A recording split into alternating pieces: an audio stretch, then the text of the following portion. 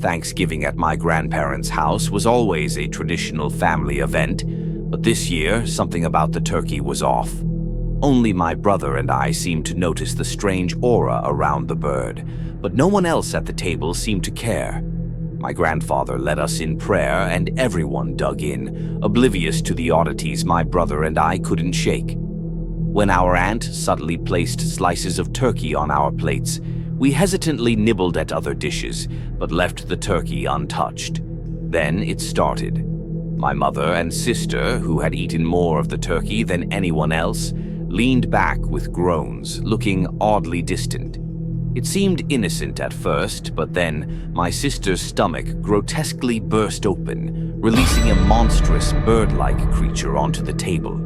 In horror, we watched as a second creature emerged from my mother's belly, spraying blood and terrifying shrieks over the table where my family sat, some horrified and others strangely unaffected. My father turned, shocked, but our grandfather, eyes gleaming with sick satisfaction, stabbed him in the neck. Chaos erupted, but my grandmother acted as if nothing were amiss, continuing to clear plates as if the carnage was part of dinner. My brother and I exchanged panicked looks, horrified as my father slumped lifelessly into his yams. Heart pounding, I grabbed my brother, bashing our grandfather with a turkey leg and bolting for the door. As we made it to the car, my aunt appeared on the porch, begging us to leave before her own stomach burst open, spilling another abomination onto the steps. I sped away, leaving that nightmare of a family gathering behind us, only to receive a call from my mother's number. Against all instincts, I answered, putting the phone on speaker. Horrible, unearthly cries filled the car as I struggled to steer, and over the wailing and screams, I heard my grandfather's eerie, satisfied laughter. His final words echoed through the line, chilling me to my core. Finally, grandchildren who will stay longer than just the holidays.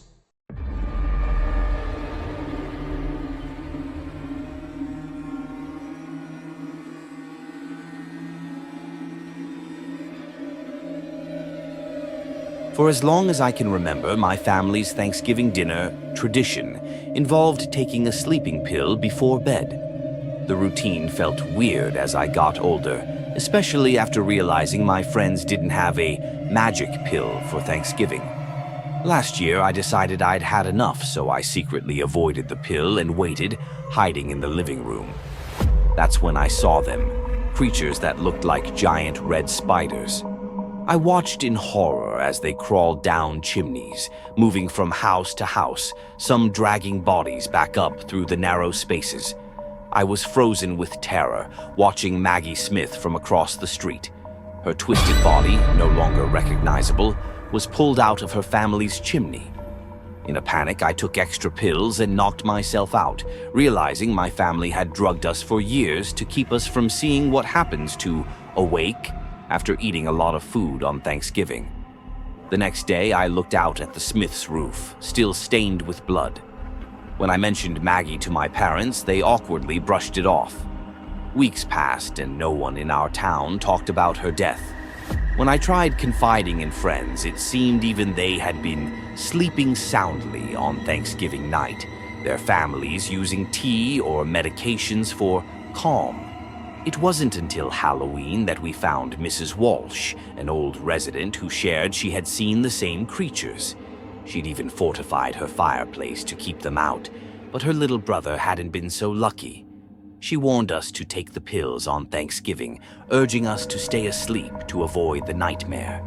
This year, though, something changed. A new family moved in nearby, a family unaware of the town's tradition.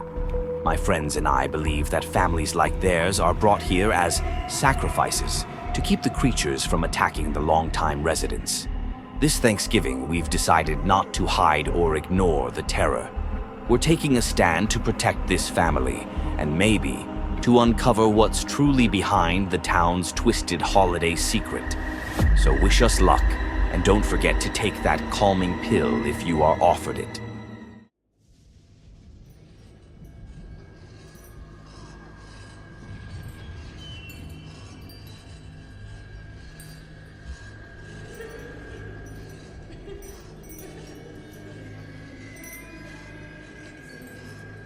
When my grandmother was alive, she lived on a farm in northern Sweden, nestled by a beautiful lake.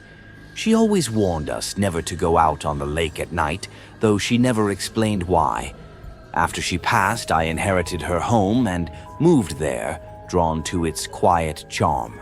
My only neighbor, Leonard, a reclusive man, seemed to know my grandmother well. One night, mesmerized by the moonlit lake, I remembered her warning but shrugged it off. I decided to take the boat out for a peaceful midnight row. As I walked to the boathouse, Leonard stopped me, clearly upset, insisting I stay away from the lake. Brushing him off, I set out anyway.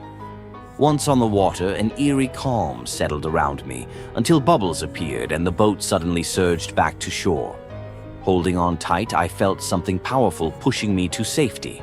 As I reached the shore, 3 strange human-like figures rose from the lake. They smelled of decaying vegetation and muttered in an incomprehensible language, but one word echoed, "Mermelgard." They guided me to the boathouse, their bulging fish-like eyes fixed on me with urgency.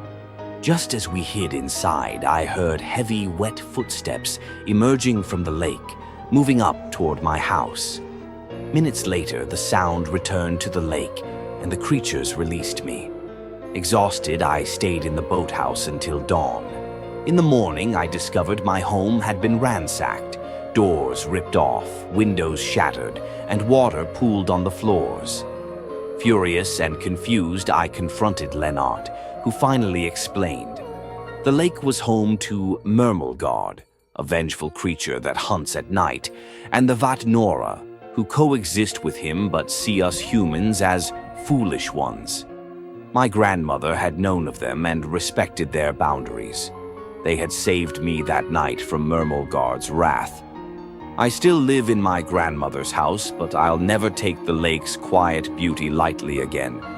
Leonard has promised to introduce me to the Vatnora one day, and I'll thank them for sparing me. I'll always remember my grandmother's warning: stay off the lake at night.